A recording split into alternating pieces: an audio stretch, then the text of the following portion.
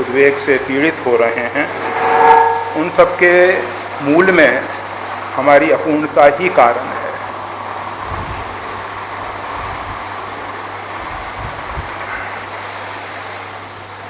इस अपूर्णता को दूर करने के लिए हमको एक ऐसे माध्यम की जरूरत होती है जो माध्यम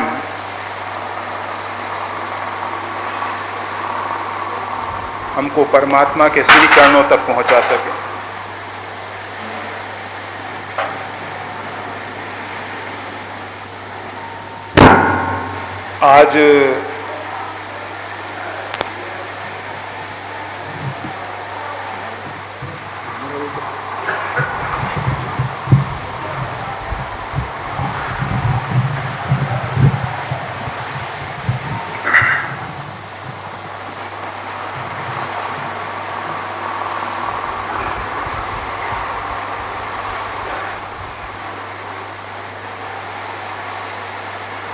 आज गुरु पूर्णिमा का जो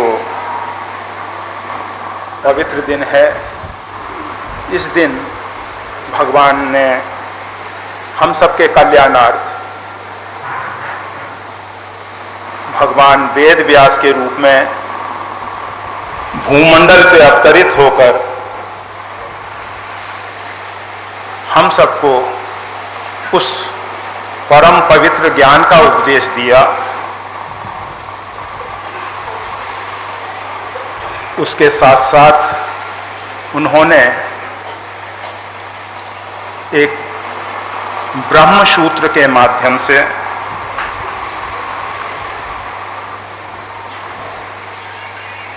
एक ऐसा तत्व जो मन, बुद्धि, वाणी का विषय नहीं है, उस तक पहुंचाने के लिए, उसके रहस्य को समझाने के लिए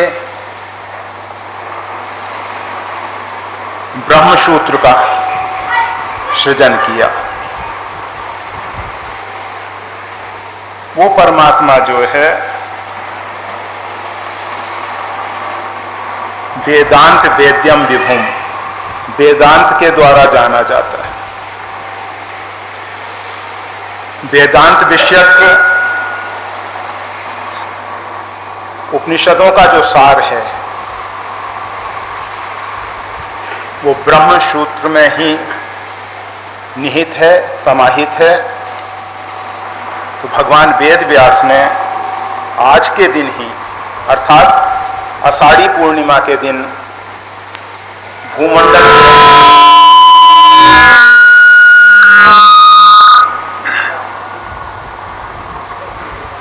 अवतरित होकर आज के दिन को विशेष पावन बना दिया। वैसे तो ये जो पूर्णिमा का दिन है वो अपने आप में एक विशेष महत्व रखता है। आप देखते हैं, अगर सही अंशों में पूर्णिमा है तो सूर्योदय के समय चंद्रमा जो है पश्चिम की तरफ दिखाई देगा और सूर्यास्त के समय चंद्रमा पूर्व की ओर दिखाई देगा। सूर्य और चंद्र जो हैं आमने सामने दिखाई देंगे। इस दृश्य को कन्याकुमारी में, भारत का जो अंतिम कोना है कन्याकुमारी, उसमें अच्छे ढंग से देखा जा सकता है। ये एक बहुत महत्वपूर्ण स्थिति होती है पूर्णिमा के दिन। सूर्य अर्थात हम सब ने सूर्य मंडल मध्यस्थम राम सीता समन्वितम, सूर्य मंडल के मध्य में भगवान श्री सीताराम जी को देखा है। अर्थात सूर्य मंडल के अंदर जो हैं परिपूर्णतम ब्रह्म परमात्मा विराजमान है। परमात्मा के सन्मुख चंद्रमा में जो प्रकाश पड़ रहा है, सूर्य का ही प्रकाश चंद्रमा में आ रहा है।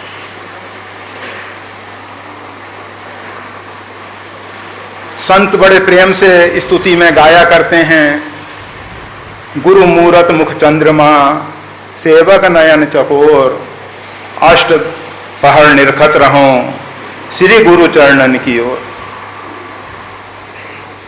चंद्रमा गुरु मूरत मुख चंद्रमा, उस परमात्मा का जो प्रकाश है वो गुरुदेव के अंदर आलोकित हो रहा है, प्रकट हो रहा है, दिखाई दे रहा है। हम सब सूर्य को एक सीधे नहीं देख पाएंगे। अगर हम देखने की चेष्टा करेंगे तो हमारे नेत्र जो हैं खराब हो जाएंगे। हमने देखा था रुद्रप्रयाग के ऊपर एक संत जो हैं सूर्य की तरफ त्राटक लगाते थे, प्रातःकालीन सूर्य की तरफ।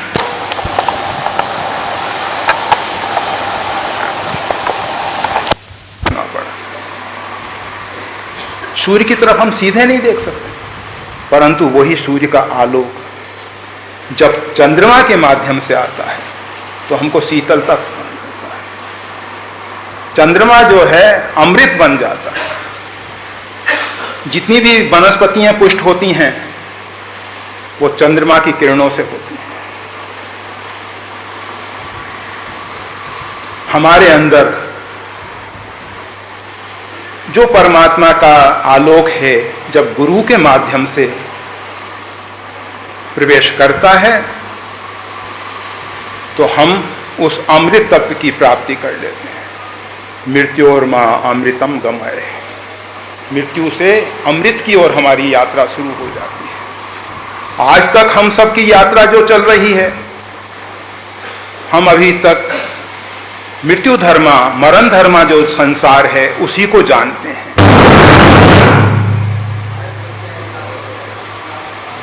हम सब अभी उस अमृत तत्व को नहीं जानते। कैसा ये हमारा दुर्भाग्य है कि हम उस अमृत के पुत्र होने पर भी मृत धर्मा बने हुए हैं।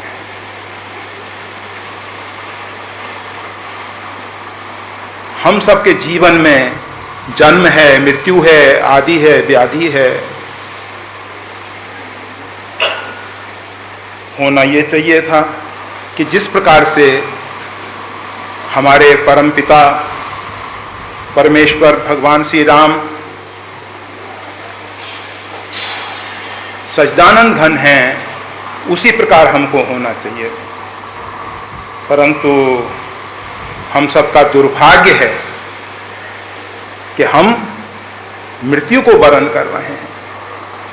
कोई भी व्यक्ति जो है जिसका जन्म हुआ है, जातशी ध्रुव मृत्यु, उसकी मृत्यु जो है अवश्यम भावी है। और अगर दूसरे शब्दों में कहें तो हम सबकी जो जीवन यात्रा है उसमें एक वस्तु जो है परम निश्चित है। जीवन में हम क्या पाएंगे क्या नहीं पाएंगे कहना कठिन है। कितनी हम विद्या अर्जित करेंगे, कितना हम धन उपार्जन करेंगे, कितना परिवार का विस्तार करेंगे, ये सब अनिश्चित है। कितनी हमको मान प्रतिष्ठा मिलेगी, अनिश्चित है। परंतु एक तथ्य ऐसा है जो सुनिश्चित है, जातशी ध्रुवो मृत्यु, जिसका जन्म हुआ है उसकी मृत्यु अवश्यम भावी है। अर्थात जीवन से मृत्यु की ओर हम चले जा रहे हैं। परंतु भारतीय ऋषि उस मृत्यु और जन्म से ऊपर उठे, क्योंकि जिसकी मृत्यु होगी उसका पुनर्जन्म होना आवश्यक है। तो संतों ने उस तत्व को पा लिया, उस तत्व को खोज लिया जहां जन्म और मृत्यु का भय नहीं, जहां जन्म और मृत्यु है ही नहीं। तो हम ये बता रहे थे कि ये जो आषाढ़ी पूर्णिमा है, वैसे तो प्रत्येक पूर्णिमा जो है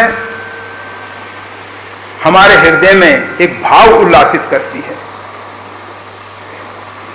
आप देखेंगे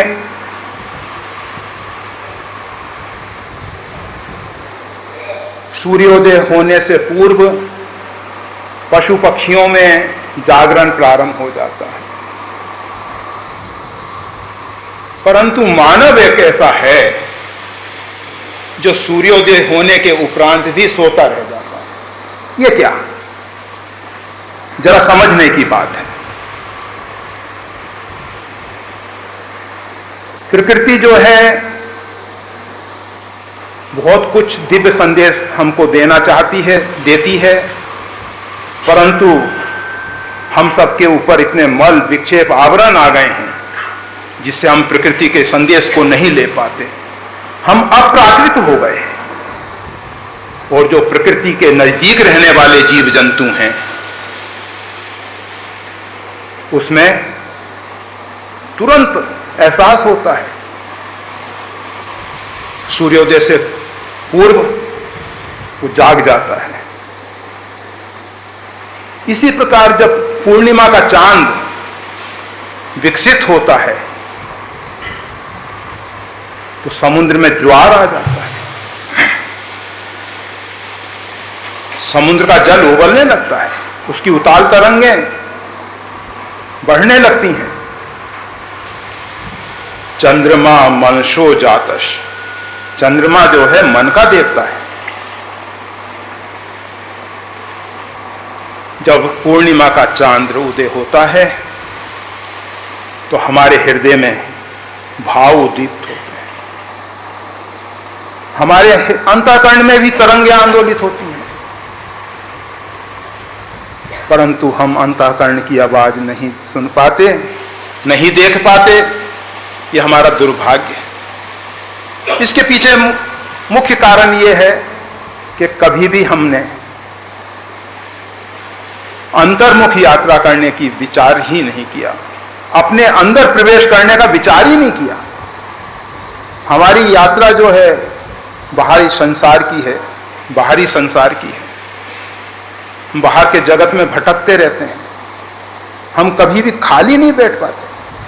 अगर कुछ क्षण ऐसे आते हैं जब प्रकृति हमको ऐसा सुअवसर प्रदान करती है कि हम खाली होते हैं, उस समय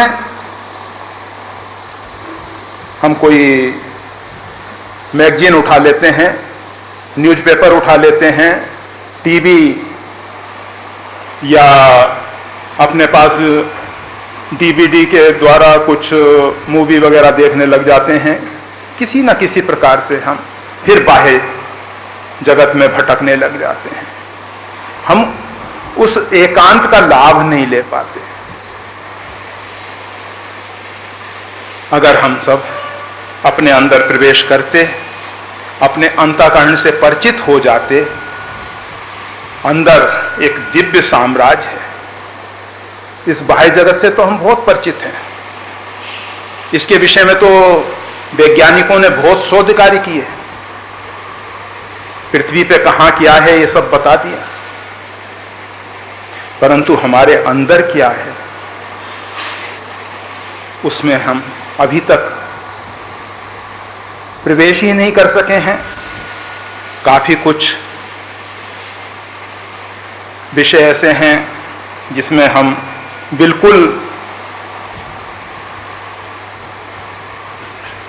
कुछ नहीं जानते। ऐसी हम सबकी नाजुक स्थिति बनी हुई है। तो हम बता रहे थे पूर्णिमा के दिन हमारे अंतःकरण में एक विशेष प्रकार के आंदोलन होते हैं। इसीलिए तो हमारे महापुरुषों ने गुरु पूर्णिमा, भगवान वेदव्यास ने भी आज के दिन ही अवतार लिया। रामनवमी को आ सकते थे, जन्माष्टमी को आ सकते थे, वामन द्वादशी को आ सकते थे, परंतु भगवान वेदव्यास ने देखा कि अगर किसी व्यक्ति को अपने अंतरस्थ छिपे हुए परमात्मा तक पहुंचना है, अगर किसी को अंतर यात्रा करनी है, तो आज का दिन बहुत ज्यादा उपयुक्त है, ज्यादा उपयुक्त। फिर उसमें भी आषाढ़ी पूर्णिमा, श्रावणी पूर्णिमा क्यों नहीं रख लिया? सब ब्राह्मण उस दिन मतलब ऋग्वेदीय और जो यजुर्वेदीय ब्राह्मण हैं, श्रावणी उपकर्म करते हैं, अच्छा दिन है, उस दिन भी तो गुरु पूजन हो सकता था।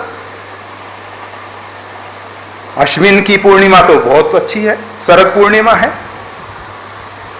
वायुमंडल बिल्कुल साफ है, स्वच्छ है, आकाश में ना धूल है ना बादल है। शरद पूर्णिमा के चांद का अपना एक निराला महत्व है, निराला स्वरूप है। परंतु भगवान वेदव्यास को अच्छा लगा आषाढ़ी पूर्णिमा। यह आषाढ़ी पूर्णिमा ही क्यों हुई?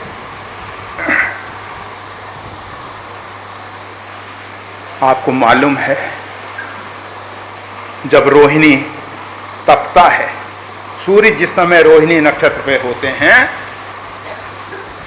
तो सूर्य का जो आतप है, सूर्य का जो ताप है, भूमंडल को तपा देता है, और तप के द्वारा वायुमंडल में एक रिक्तता पैदा हो जाती है, एक खालीपन आ जाता है। तो मानसून दौड़ता है उसकी पूर्ति करने के लिए, वर्षा होती है, वर्षा ऋतु रघुपति भक्ति, वर्षा और कुछ नहीं, रघुनाथ जी की भक्ति है जो हमारे जीवन में हरियाली भर दे, चारों तरफ हरा भरा,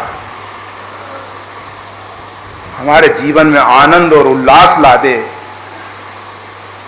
तो यह आषाढ़ी पूर्णिमा के समय होता है। वर्षा ऋतु का जो आगमन है आषाढ़ से होता है। तो आज का दिन बड़ा पवित्र दिन है, आषाढ़ी पूर्णिमा का दिन, गुरु पूर्णिमा का दिन है। गुरु अर्थात जिसमें गुरुत्व है, भारीपन है, संसार की सब संपदाओं को एक तरफ रख दो और गुरु तत्व को, शिव तत्व को एक तरफ रखो, तो गुरु का पलड़ा जो है भारी होगा, क्योंकि उसमें गुरुत्व है, वजन है। इसीलिए गुरु से ही हम सबके जीवन में गौरव होता है। अगर कहीं भी गौरव दिखाई दे रहा है, कोई गौरव का पात्र है, तो निश्चित है वो गुरुमुखी होगा, निगूढ़ा नहीं हो सकता। तो ये गुरु पूर्णिमा। अब भगवान वेद व्यास के बाद जिस परंपरा में हम सब आए, जिसके लिए हमने प्रारंभ में औपचारिकता के रूप में सीतानाथ समारंभाम रामानंदार्य मध्यमाम अस्मदाचार्य पर्यंताम वंदे गुरुम परंपराम, ये जो भगवान श्री सीताराम जी हैं, वैसे तो इस भूमंडल पे भगवान के अनेक अनेक अवतार हुए, मीन कमट सूकर नरहरि वामन परशुराम बपुधरी, जब जब नाथ सुरन दुख पायो नाना तन धर तुम्हें नसायो। भगवान के असंख्य अवतार होते हैं। यदा यदा ही धर्मस्य ग्लानिर्भवति भारत, जब जब होए धर्म के हानि बाढ़ई असुर अधम मानी। परंतु भगवान श्री सीताराम सीतानाथ समारंभ,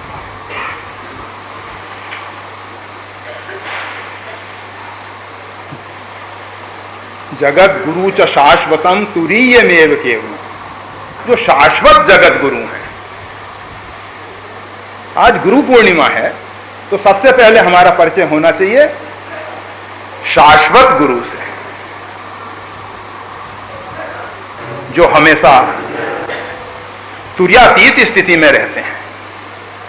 शाश्वत जगत गुरु है भगवान श्री राम। हम सबके सामने एक ऐसा आदर्श उपस्थित कर दिए। भगवान श्री राम के जीवन में धर्म जो है चारों चरण धर्म जगमाई, धर्म के चारों चरण प्रकट हो गए थे। इसीलिए कुछ लोगों ने तो यहां तक कह दिया, रामो विग्रहवान धर्म, परमात्मा श्री राम और कुछ नहीं है, साक्षात धर्म की मूर्ति है, धर्म का विग्रह। अगर धर्म को समझना है तो भगवान श्री राम को समझना आवश्यक होगा। साक्षात धर्म की मूर्ति है, धर्मावतार है।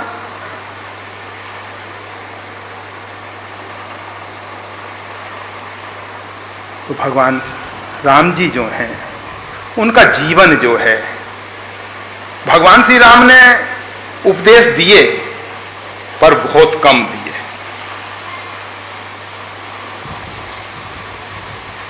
राम गीता उपलब्ध है, भगवान श्री राम ने प्रजाजनों को बुला के अयोध्या वासियों को बहुत सुंदर उपदेश दिया, परंतु इन सब के साथ साथ भगवान श्री राम अपने आचरण से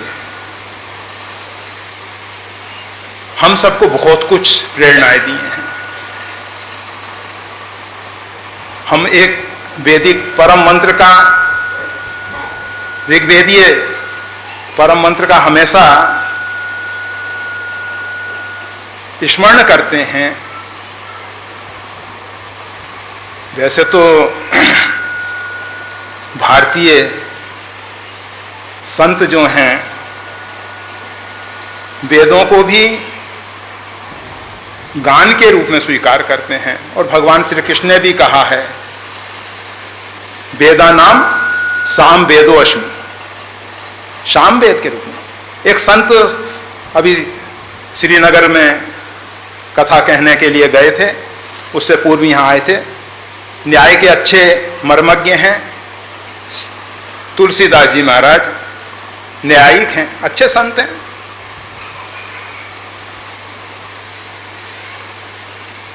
हमने कहा कथा के साथ कुछ संगीत इत्यादि रहता है क्या? कहा नहीं, इसकी कोई जरूरत नहीं है, परम वेदुष्य हमारे पास, विद्युता पर्याप्त है। वो तो उन लोगों को,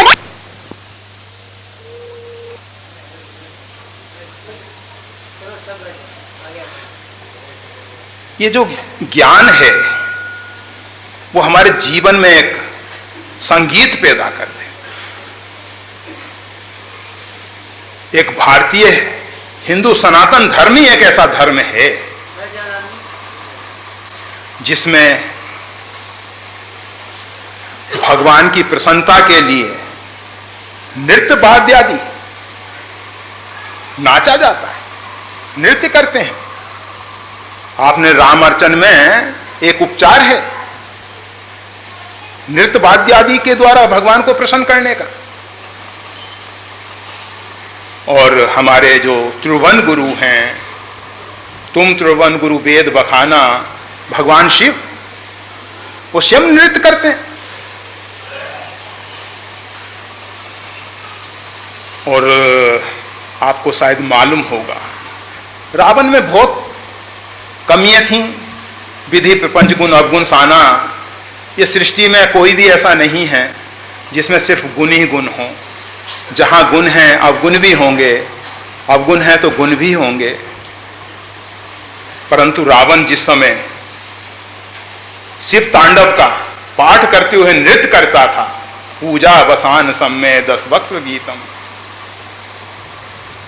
भगवान शिव उसके साथ नाचते थे। मीरा नाचती है, उसके साथ भगवान श्री कृष्ण नाचते हैं। तो संगीत का अपना महत्व है। फिर भी ये जो ऋग्वेद है वो सबसे प्राचीन है, सबसे प्राचीन।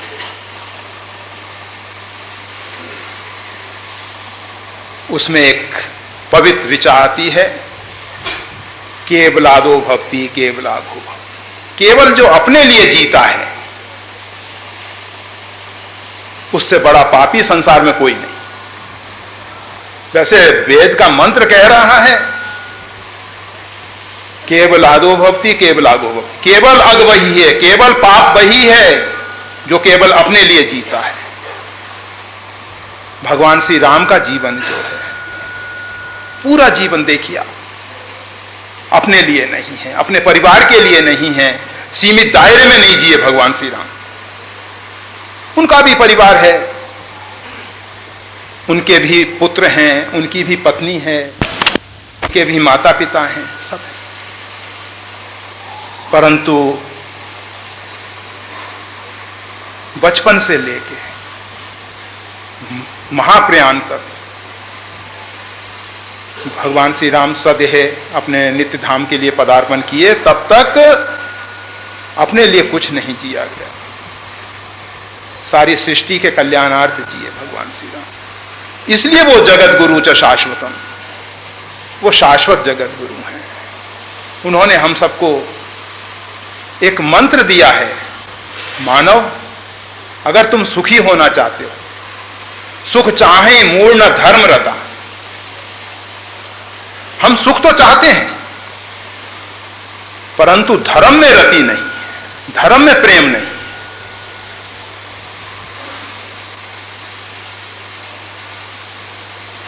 परहित सरिस धर्म नहीं भाई, पर पीड़ा सम नहीं अभिमानी। परहित सरिस धर्म नहीं भाई। और ये जो संत महापुरुष बैठे हुए हैं, संत सुहाव सहज खगराया, पर उपकार वचन मन काया। आप सब लोगों के मन में ईर्ष्या होती होगी कि इनको पूजा का अधिकार कैसे, ये सब आ गया बढ़ के पूजा कर लेते हैं, हम सबको पीछे बैठा दिया, पीट करके खड़े हो गए ये सब। हमारी तरफ कोई देखता भी नहीं, देखना भी नहीं चाहता, हमें पूजा का अवसर नहीं मिला। ये संत जो हैं हमारे मार्गदर्शक, संत महापुरुष जो हैं हमको बताते हैं कि जीवन कैसे जिया जाता है, जीवन की कला सिखाते हैं, जीने का ढंग बताते हैं। हम सब ने तो इस जगत को दुखालय बना दिया, दुख का घर बना दिया, परंतु संतों ने इस जगत को आनंदमयी कुटिया बना दिया, जीने जैसा बना दिया। अगर संत नहीं होते तो हम सब, इसीलिए भगवान श्री राम संतों को बड़ाई देते हैं। सनकादिक आते हैं तो भगवान श्री राम ने यह नहीं कहा कि आसन ले आओ। हमारे पास कोई संत आता है, हम कहते हैं कुर्सी ले आओ, आसन ले आओ, परंतु भगवान श्री राम ने तुरंत अपना उत्तरीय वस्त्र बिछा दिया संतों को बैठने के लिए। भगवान ने साष्टांग प्रणाम किया। यद यद आचरति शेष दत्तत देवेतरो जना। भगवान स्वयं आचरण करके हम सबको सिखाते हैं। जगत गुरु च शाश्वतम, वो शाश्वत जगत गुरु है। अगर हम सबको शाश्वत धर्म को जानना है तो भगवान श्री सीताराम जी को जानना होगा। हमारे ध्येय जो हैं भगवान श्री सीताराम जी हैं। अब उनको जाना कैसे जाएगा? संतों से पूछो आप कि आपका गेय क्या है, तुरंत कह देंगे रामायण, रामचरितमानस। रामायण के द्वारा भगवान श्री राम को जान जाएंगे। गुरु का जो एक सबसे महत्वपूर्ण कार्य है वो यही है कि आपके हृदय में छिपा हुआ जो परमात्मा है उसको प्रकट कर दे, परमात्मा के विषय में आपको एक प्यास पैदा कर दे, उस परमात्मा को पाने की आपके अंदर एक ललक पैदा हो जाए, तीव्र इच्छा पैदा हो जाए कि वो परमात्मा कैसे मिलेगा। और जब तक परमात्मा नहीं मिलता तब तक हमको शांति ना मिले, परमात्मा के विरह में हम व्याकुल हो जाएं, परम व्याकुल देते। ये गुरु का कार्य है, आपके अंदर एक व्याकुलता पैदा कर। वो कैसे होगी? रामचरितमानस के द्वारा, रामायण के द्वारा। क्योंकि जीवन का ध्येय तो मालूम है, भगवान श्री राम जी हैं, सीताराम जी हैं, परंतु राम जी तक पहुंचा कैसे जाएगा? एहि में रुचिर सप्त सोपाना रघुपति भक्ति केर पंथाना, रघुनाथ जी के भक्ति के मार्ग हैं। तो भगवान श्री राम के विषय में ज्यादा कहने से अच्छा ये होगा कि आप सब रामचरितमानस का अवलंब ले लें और अवलंब लेके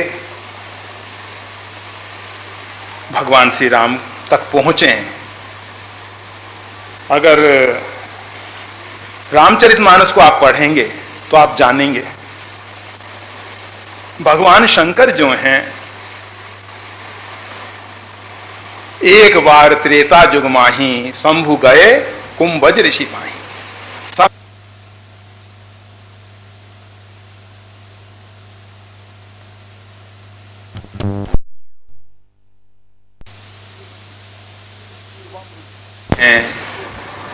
यत पूर्वम शंभुना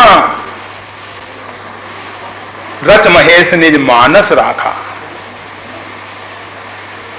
शंभुना कृतम, यत पूर्वम शंभुना कृतम, ये रामचरितमानस भगवान शंकर के द्वारा रचित है, पूर्व नहीं रचा था। पूर्व में कब? जब भगवान श्री राम का भूमंडल पे अवतार नहीं हुआ था तब। भगवान श्री राम ने तो, जो भगवान शंकर ने अपने हृदय में रामायण रूपी नाटक की रचना की थी, रामायण की रचना जो है ना, उसका सिर्फ भगवान ने अभिनय किया है भूमंडल पे आके। तो ऐसे भगवान शिव जो हैं, गए कुंभज ऋषि पाई। भगवान शंकर जो हैं अगस्त जी के आश्रम में जाते हैं और महर्षि अगस्त के द्वारा रामचरित सुनते हैं, रामायण सुनते हैं। और परिणाम क्या मिला? जब रामायण सुन के लौटते हैं तो भगवान श्री सीताराम जी का दर्शन हो जाता है, भगवान श्री राम का दर्शन हो जाता है। अगर सही ढंग से रामायण सुनी गई, सही ढंग से रामायण का अध्ययन किया गया, स्वाध्याय किया गया, तो भगवान श्री राम मिलेंगे ही। उसका अर्थ, रामायण का अर्थ है रामायण, राम का आयन, घर। इसमें साक्षात भगवान श्री राम विराजमान हैं।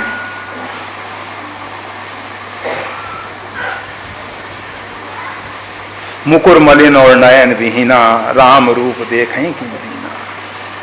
वो हम सब अभागे हैं, मुकुर मलिन है हमारा, नेत्र हैं ही नहीं। जिन नेत्रों से परमात्मा को देखा जाता है, रामायण में भगवान श्री राम हैं, इस संसार में भगवान श्री राम हैं। कहो सो कहां, जहां प्रभु नहीं। ऐसा कोई रिक्त स्थान बता दो जहां भगवान ना हो। भगवान सर्वत्र परिपूर्ण है, परंतु मुकुर मलिन और नयन विहीना। हमारा हृदय जो है, काई विषय मुकुरमन लागी। हृदय रूपी दर्पण पे बहुत काई आ गई है। भगवान शंकर हम सबको एक बात बताना चाह रहे हैं। भगवान शंकर बताना चाहते हैं कि परमात्मा को पाना है तो अपने हृदय में पाओगे। हृदय रूपी श्री राम।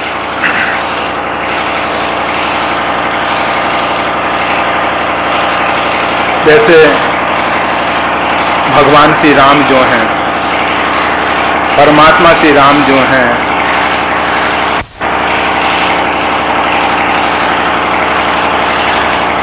समय समय पर अपने विशेष अंश को भूमंडल पर भेजते रहते हैं।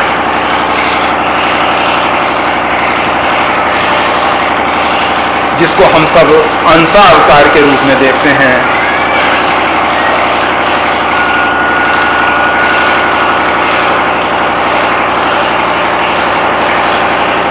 भगवान के जो आचार्य के रूप में अवतार हैं, उसमें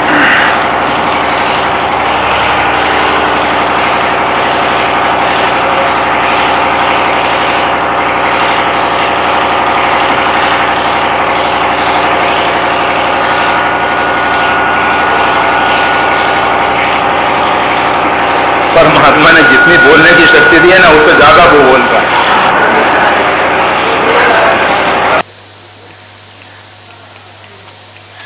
जिनको समाज अछूत अंत्यज के रूप में देखता था, जासु छां छुई ले सींचा, जिसकी छां पड़ जाए तो उसको स्नान करना पड़ता था। ऐसी समाज की जो एक विडंबना थी,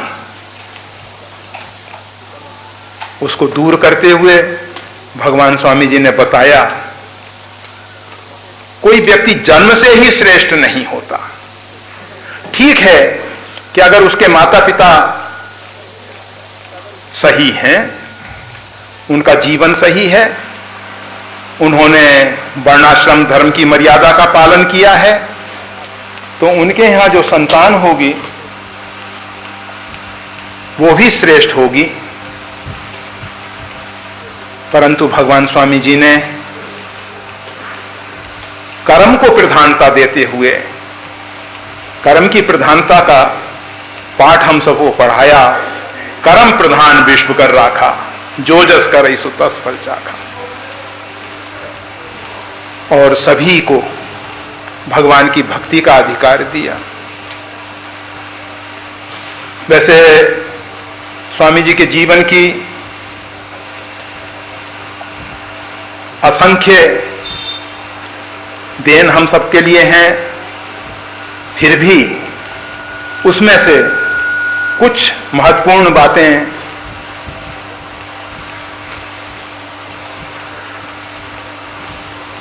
जिसमें आप देखेंगे, जिस समय भगवान स्वामी जी का भूमंडल पे अवतार हुआ, उस समय इस्लाम की या इस्लाम मजहब को हम दोष ना दें, वही ज्यादा अच्छा होगा।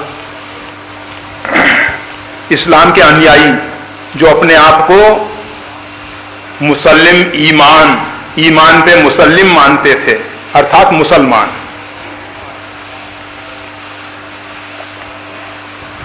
उन लोगों की अश्लील आंखों ने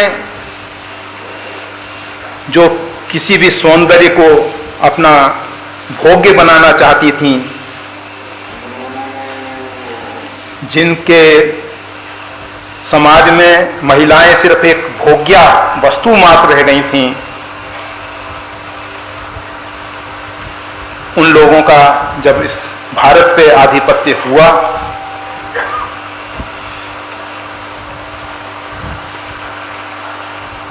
तो हमारे भारतीयों ने उनके रीति रिवाजों के अनुसार वो लोग महिलाओं को छिपाने के लिए बुर्का महिलाओं को पहनने के लिए मजबूर करते थे। तो हमारी माता बहनों के सामने एक घूंघट आया, छिपना पड़ा, और खाली घूंघट से भी उनकी मर्यादा और लाज नहीं बच सकी। उसके बाद उनको घर में रहने के लिए विवश होना पड़ा, घर से बाहर नहीं निकल सके। उनकी शिक्षा दीक्षाएं समाप्त हो गई। जिस भारत में वेदों की दृष्टा ऋषि महिलाएं थीं, 26 ऋषि, जो अत्यंत शौर्यशाली महिलाएं, जो युद्ध क्षेत्र में राजाओं के साथ युद्ध क्षेत्र में पधारती थीं। माता कैकेयी जो हैं, उंगली लगा के रथ के पहिए को रोक सकती हैं। उसकी धुरी टूट गई थी और उन्होंने उंगली से उस रथ के पहिए को टिकाए रखा। ऐसी शौर्यशाली महिलाएं थीं, माताएं थीं। उन सबको घर में रहने के लिए मजबूर होना पड़ा। फिर उनके भजन साधन साधना, वो तो सब अधिकार पता नहीं कहां चले गए। तो भगवान स्वामी जी ने महिलाओं को विरक्त दीक्षा देके माता बहनों के घर घर में प्रवेश करा दिया, जिससे कि माताएं जो हैं बच्चों के लिए प्रथम गुरु हैं। सबसे अधिक माता का महत्व है, पिता से भी 1000 गुना माता श्रेष्ठ है। उन माताओं में अच्छे संस्कार, सुसंस्कार लाने के लिए भगवान स्वामी जी ने विरक्त माताओं बहनों को दीक्षा दी। स्वामी जी जो हैं किसी भी मजहब के अनुयायी के साथ शास्त्रार्थ नहीं करते थे, किसी को पराजित करने की कोशिश नहीं करते थे। आजकल क्या होता है, गुरु जो हैं शिष्यों की संख्या बढ़ाने के लिए कुछ भिन्न भिन्न प्रकार की नीतियां अपनाने लग गए हैं। परंतु अगर आप सब देखें, सही ढंग से देखें, तो आप पाएंगे कि जो वास्तविक में गुरु हैं, जैसे हमारे भगवान शंकर, तुम त्रिभुवन गुरु भगवान शंकर जो हैं, होई अकाम जो छल से ही राम भक्ति शंकर ते दे। भगवान शंकर जो है ना, अपना अनुयायी नहीं बनाते, राम भक्ति प्रदान करते हैं, राम भक्त पैदा करते हैं।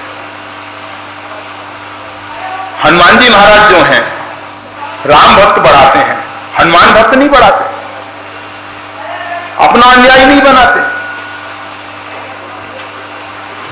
रामचरित सुनवे को रसिया, राम नाम के रसिक, जो राम नाम हनुमान जी को सुनाएगा, जो रामचरित हनुमान जी को सुनाएगा, उससे हनुमान जी प्रसन्न होंगे। हनुमत चरित सुनने से हनुमान जी प्रसन्न नहीं होते। हनुमान जी की प्रसन्नता होती है रामचरित से। इसका सीधा सा अर्थ है, राम भक्तों की संख्या बढ़ाना चाहते हैं, राम भक्ति को भूमंडल पे लाना चाहते हैं। तो वास्तविक में जो गुरु हैं उनको लोकेशना नहीं है, उनको अपने मान प्रतिष्ठा की इच्छा नहीं है कि मेरे शिष्यों की संख्या बढ़े, मेरे अनुयायी बढ़े।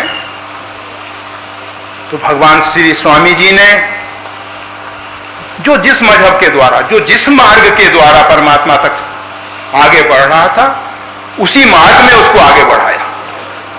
उसको यह नहीं कहा कि हमारा ही मार्ग श्रेष्ठ है, एकमात्र हिंदू सनातन धर्म ही श्रेष्ठ है, ऐसा नहीं। ठीक है कि भगवान स्वामी रामानंद जी का जो एक आकर्षक व्यक्तित्व था, उसके कारण हजारों शिष्य उनके साथ जुड़ गए। 500 तो विरक्त संत उनके साथ रहते थे। काशी में जो खाक चौक था, पंचगंगा घाट पे, वहां 500 विरक्त संत वृक्षों के नीचे धूनी लगाए, अंतर्मुखी साधना में लगे।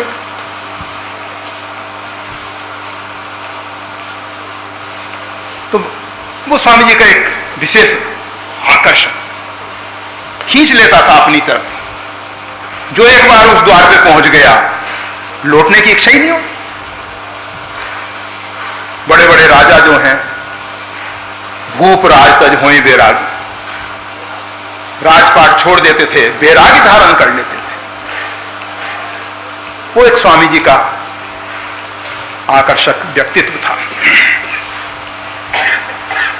तो स्वामी जी ने कहीं कोशिश नहीं की। हां, इतना जरूर है कि जिन व्यक्तियों को जबरदस्ती मुसलमान बनाया गया था और हिंदू उनको अपने में मिलाने के लिए तैयार नहीं थे, उन सब हिंदुओं को, अर्थात जो मुसलमान बन चुके थे, उन सब मुसलमान बने हुए हिंदुओं को सरजू के किनारे एकत्रित करके, उनके पवित्र संस्कार करके, उनको पवित्र करके पुनः हिंदुत्व प्रदान किया।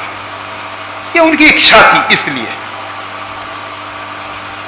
तो हम ये बता रहे थे कि आचार्य तो बहुत हुए, परंतु भगवान स्वामी जी ने किसी को शास्त्रार्थ के द्वारा पराजित नहीं किया, किसी को अन्य ढंग से पराजित नहीं किया।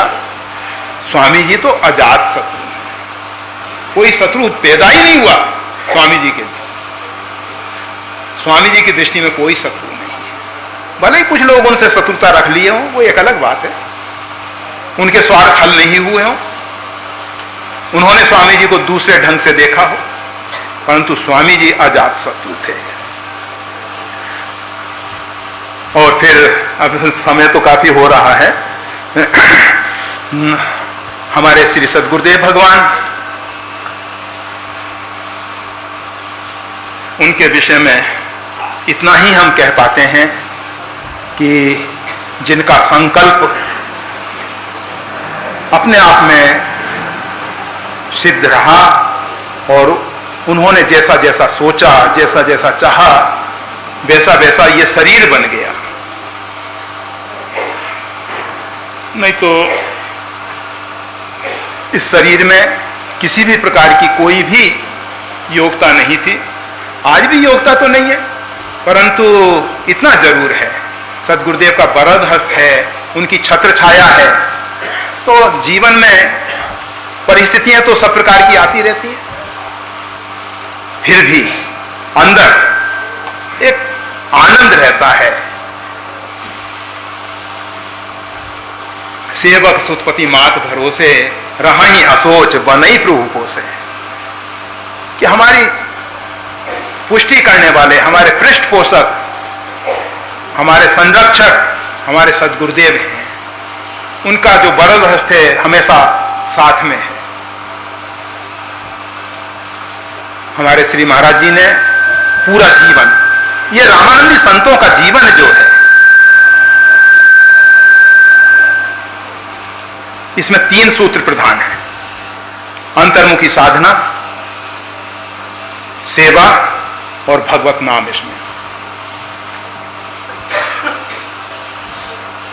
ऊपर से ये शरीर से सेवा करते हैं, साधना में अंतर्मुखी साधना की प्रधानता होती है और भगवत नाम, 3 की प्रधानता रहती है। और इसके द्वारा जीवन में जो अन्य अपेक्षाएं हैं, ईष्णाएं हैं, सुतेष्णा, वितेष्णा, लोकेष्णा, वो सहज ही तिरोहित हो जाती हैं, सहज ही गिर जाती हैं, गिराना नहीं पड़ता। तो हमारे श्री सद्गुरुदेव रामानंद संप्रदाय के एक उज्जवल महापुरुष रहे, जिन्होंने जैसा संत को होना चाहिए, मुख में हो राम नाम, राम सेवा हाथ में, सदैव भगवत नाम और संत सेवा, भगवत सेवा, भागवत सेवा, ये सब उनके जीवन में प्रधानताएं थीं। तो उन सब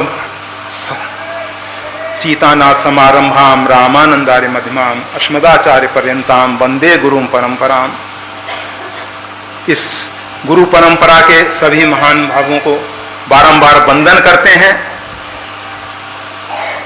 अब आप सबके लिए संदेश, ये तो अभी हमने मतलब महापुरुषों के चरणों में अपनी श्रद्धांजलि, पुष्पांजलि समर्पित की। घबराओ नहीं, ज्यादा समय नहीं लेंगे, आप परेशान नहीं।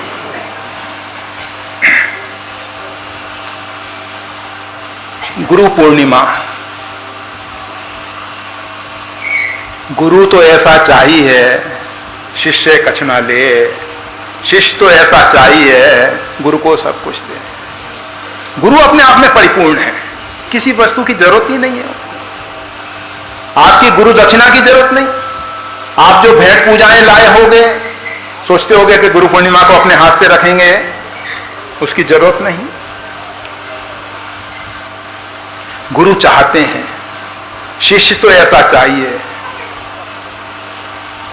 गुरु को सब कुछ समर्पित करते हैं। ये सब कुछ में क्या आता है? धन दौलत, उन ठीकरों को लेके गुरु क्या करे? अगर आप सबने पूरा धन दौलत समर्पित कर भी दिया तो क्या बन जाएगा? गुरु चाहते हैं कि आप अपना अहंकार जो है, सर्वस्व त्याग का अर्थ होता है अहंकार का त्याग ही सर्वस्व त्याग है। गुरु आपसे और कोई अन्य अपेक्षा नहीं करते।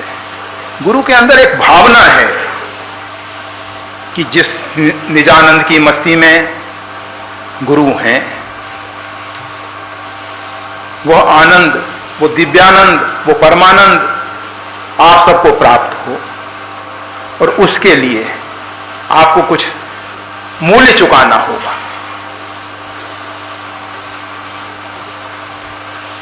और वो मूल्य है अहंकार का। इस अहंकार को गुरु चरणों में समर्पित करना होगा, गुरु पादुका के लिए समर्पित करना होगा। अगर गुरु पादुका के लिए हमने अहंकार को समर्पित कर दिया तो सर्वस्व त्याग हो गया। शिष्य तो ऐसा चाहिए गुरु को सब कुछ दे, सब कुछ दे दे, अर्थात अहंकार दे दे। और जिसने अपना अहंकार दे दिया उसी क्षण उसके अंदर परमानंद का साम्राज्य प्रकट हो जाएगा। इतना आनंद कि आपके रोम रोम से फूट फूट के निकलेगा, संभाल नहीं सकोगे। तो गुरु पूर्णिमा के लिए सबसे पहली वस्तु, सबसे महत्वपूर्ण वस्तु, सबसे मूल्यवान वस्तु हमारा अहंकार है, जो गुरु को समर्पित कर देना है। बहुत बार हम सब वचन से, कभी कभी मन से भी अहंकार को समर्पित करने की कोशिश करते हैं, परंतु फिर अहंकार सिर उठा लेता है कि मैंने समर्पण किया, मैंने समर्पण किया। नहीं, अहंकार शिव बुद्धि अज मन सचित महान। यह अहंकार है क्या? इसका मालिक कौन है? इसका अधिष्ठाता कौन है? अहंकार शिव। यह तो गुरु का है ही, शिव का है ही। जगत गुरु भगवान शिव का अहंकार है। ये आपने जो जबरदस्ती उसको अपना मान लिया है, जो जबरदस्ती आप उस पर कब्जा करके बैठे हो, अधिकृत चेष्टा है आपकी, उसको छोड़ दो। जो गलत कब्जा आपने कर रखा है उसको छोड़ दो। अहंकार के अधिष्ठाता देव भगवान शंकर हैं, वो उनका ही है, उनको ही इसलिए। और हम सब प्रारंभ किए थे मृत्योर्मा अमृतम गमय, मृत्यु से अमृत की यात्रा की बात कर रहे थे। तो गुरुदेव के चरणों में आके हम दिव्य मृत्यु को प्राप्त हो गए, साधारण मृत्यु को नहीं, विशेष प्रकार की मृत्यु।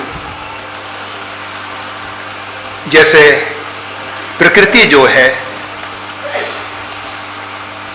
बीज को मिटाती है। बीज को दो प्रकार से मिटाया जा सकता है। एक तो आप उसको किसी वजनदार चीज से तोड़ दो, नष्ट कर दो, जला दो, बीज नष्ट हो जाएगा। परंतु प्रकृति उस बीज को मिटाती है तो एक दिव्य जीवन दे देती है, दिव्य वृक्ष बना देती है। तो गुरु आपको दिव्य मृत्यु देते हैं। वंदे बोधमयम नित्यम गुरुम शंकर रूपनम।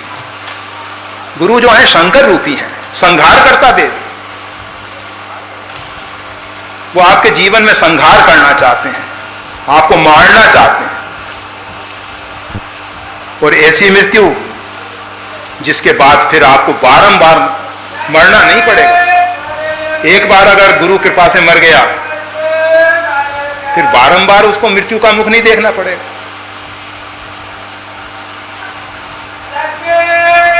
तो वो जो दिव्य मृत्यु है, जिस प्रकार प्रकृति एक पद्धति से बीज को मिटा के वृक्ष बना देती है, बीज तो मिटता है परंतु उसमें छिपा हुआ जो वृक्ष है वो प्रकट हो जाता है। इसी प्रकार से प्रत्येक मानव में जो नर से नारायण बनने की संभावना है, उसको अगर प्रकट करना है तो एक पद्धति से मिटना होगा।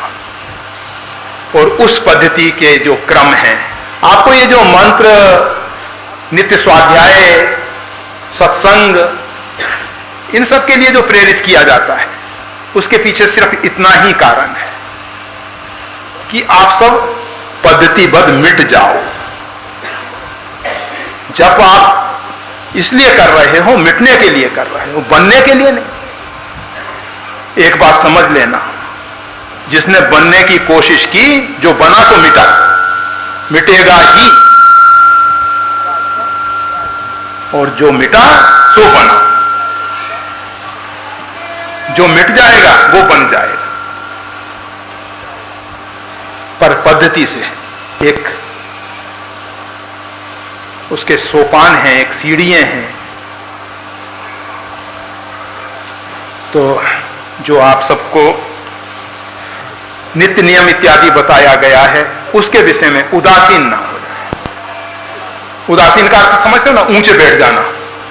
हम तो बहुत ऊंचाई पे बैठे हुए हैं, ये सब क्या है? तुझ नियम वगैरह हमारे लिए क्या है? इस मन का कभी विश्वास मत करो, ये बड़ा धोखेबाज है। अब तो हमारी मन की माला चलने लग गई है, अब कर की माला की क्या जरूरत है? धोखा खा जाओ।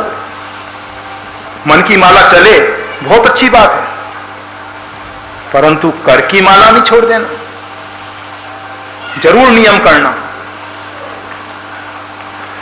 नित्य नियम, नेम प्रेम शंकर कर देखा, अब चल हृदय भक्ति की रेखा, प्रगटे राम कृतज्ञ कृपाला। नेम और प्रेम, नेम उपजावत प्रेम को, नियम से प्रेम उत्पन्न होता है। तो नियम के विषय में जरा दृढ़ संकल्पवान बने, उसमें यथात्मा दृढ़ निश्चय, प्राण जाए बर नियम न जाए। प्राण भले ही चला जाए। देखा हमने, हरिद्वार में दूधाधारी बाबा थे, त्रिकाल हवन करते थे। मरने से पहले हवन किया, संध्या समय फिर शरीर छोड़ा।